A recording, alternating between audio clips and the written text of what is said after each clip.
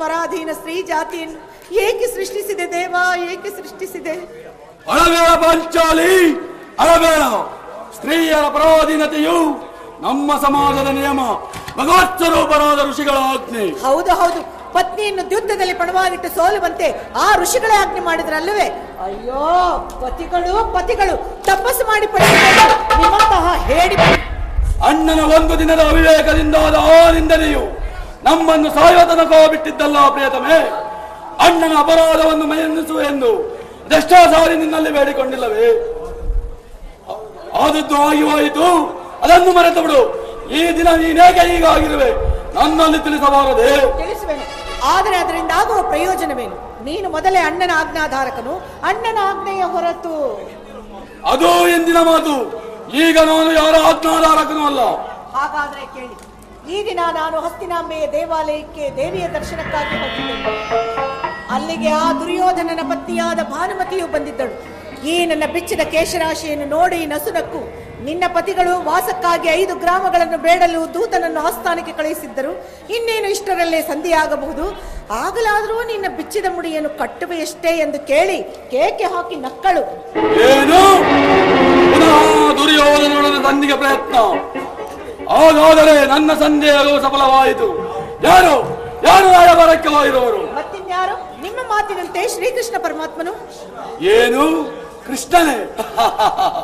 ಗೋಪಿಕಾಂಗನೆಯ ವಿಲಾಸ ಸಂಭ್ರಮಗಳಲ್ಲಿ ಮಗ್ನನಾದ ಯದುಪತಿಯು ಯುದ್ಧವನ್ನು ಮರೆಯುವುದು ಸಹಜ. ಅರ್ಜುನನು ದ್ವಾರಕೆಯಿಂದ ಹಿಂದಿರುಗಿದಾಗಲೇ ಈಗಾಗಬಹುದೆಂದು ತಿಳಿದಿದ್ದೆ. ಸರಿ, ಭಾನುಮತಿಗೆ ಏನೆಂದು ಉತ್ತರ ಕೊಟ್ಟೆ? ಪ್ರಶ್ನೆಗೆ ಸರಿಯಾದ ಉತ್ತರವನ್ನೇ ಕೊಟ್ಟಿದ್ದೆ. ಏನೆಂದು? ನಿನ್ನ ಕಟ್ಟಿದ ಮುಡಿಯನ್ನು ಬಿಡಿಸುವವರೆಗೂ ಈ ನನ್ನ ಬಿಚ್ಚಿದ ಮುಡಿಯನ್ನು ನಾನು ಕಟ್ಟುವುದಿಲ್ಲವೇ?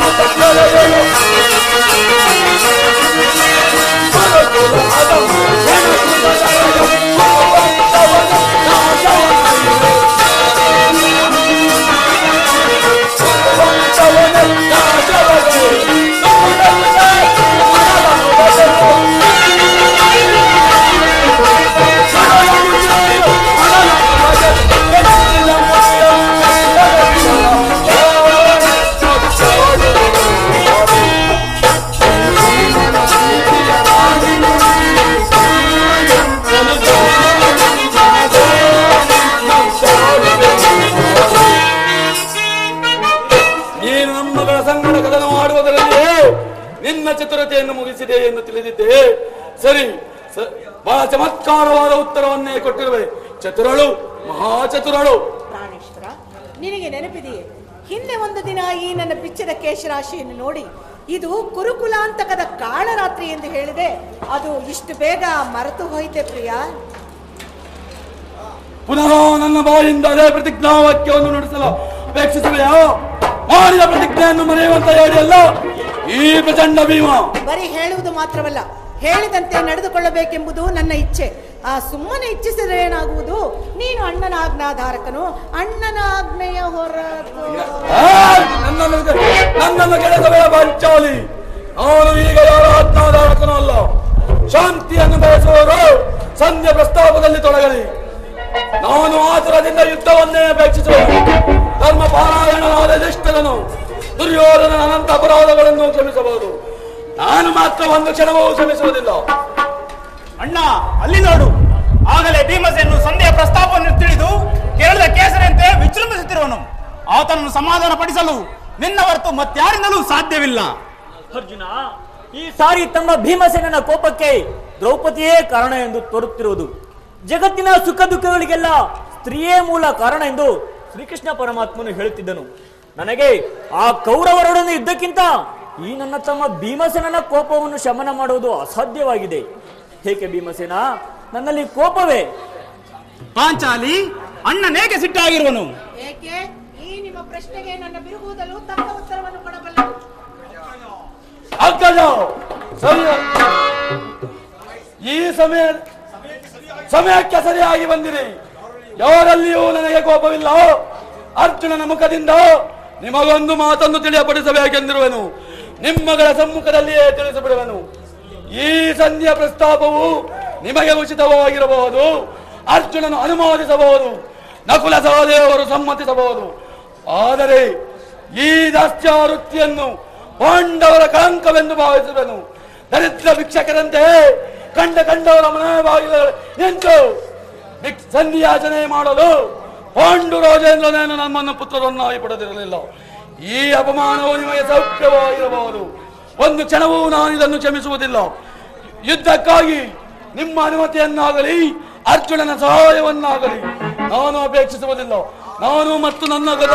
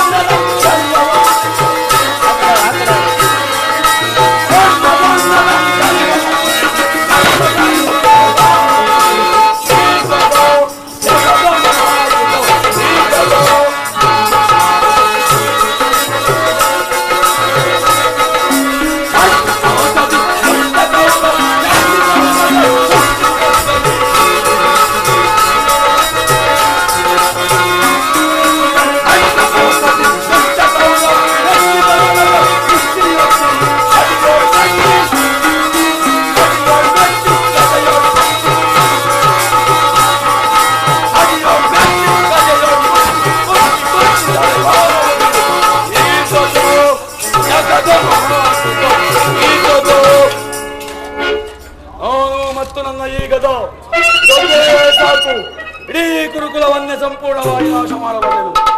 ನೀವು ಶಾಂತಿಯಾಗಿ ನೀವು ನಿಶ್ಚಿತರಾಗಿ ಸಂಜೆ ಪ್ರಸ್ತಾಪದಲ್ಲಿ ತೊಡಗಲಿ. ನಾನು ನನ್ನ ಪ್ರತಿಜ್ಞೆಯಂತೆ ನಡೆಯುವನು.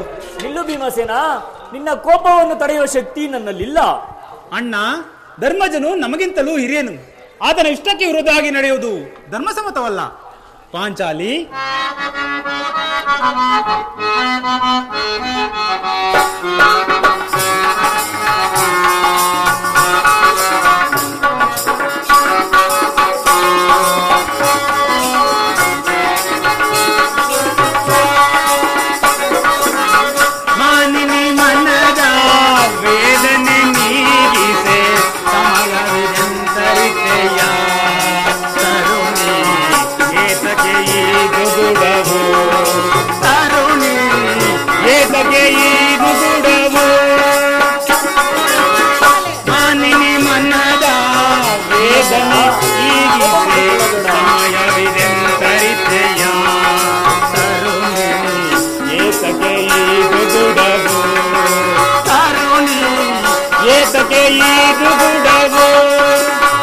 ನಿರ್ಮಲ ಭ್ರಾತೃವು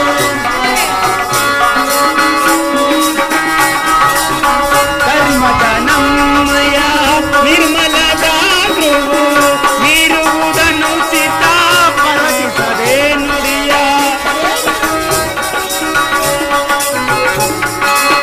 ಮೀರುವುದನ್ನು ಚಿತ್ತ ಪರಗಿಸದೆ ನುಡಿಯ ಕಾರ್ಯ ಸಾಧಿಸಬೇಕು ಮನುವುದೆಲೆ ಪರಗುವ ಪರಿಯ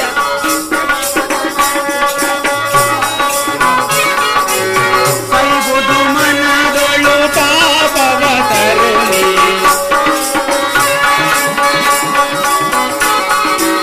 ಸೈಬುದು ಮನದೊಳು ಪಾಪವ ತರುಣಿ ಧರ್ಮದಿಂದ ಕಾರ್ಯ ಸಾಧಿಸಬೇಕು ಮನುವುದೆಲೆ ಪರಗುವ ಪರಿಯ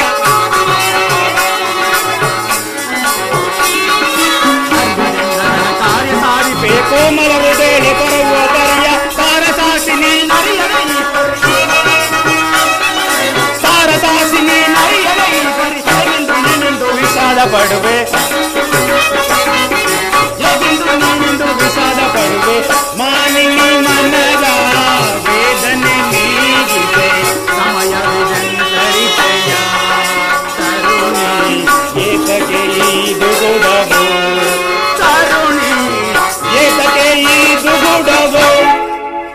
ಪಾಂಚಾಲಿ, ಇದಕ್ಕೆ ನೀನೇನು ಹೇಳುವೆ?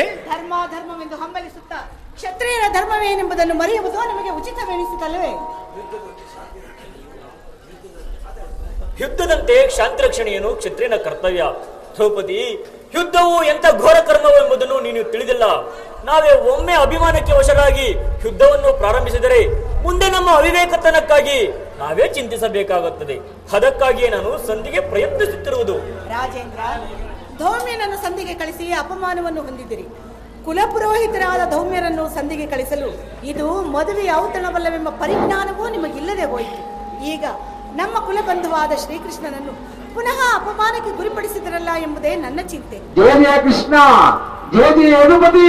ಏನೇ ಕೋಲಾಹಲ? ಅರ್ಜುನ, ನಾನಿನ್ನು ಹೋಗುವೆನು.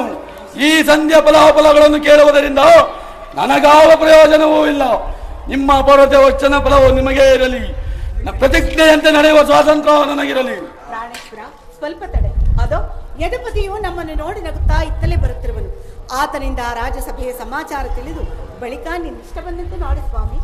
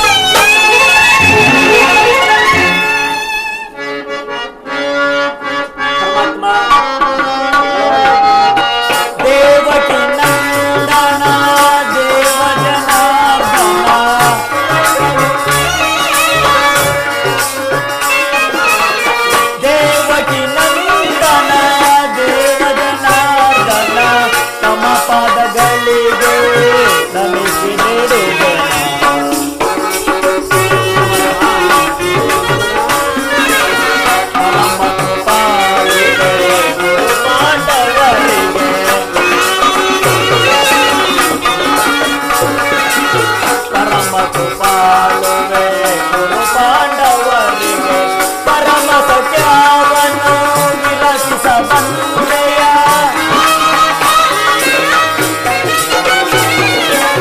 ಪರಮ ಸತ್ಯವನ್ನು ವಿರಚಿಸ ಬಂದೆಯ ದೇವಕಿ ನಂದನ ದೇವ ಜನಾರ್ದನ ತಮ್ಮ ಪಾದಗಳಿಗೆ ನಮಿಸಿರುವೆ.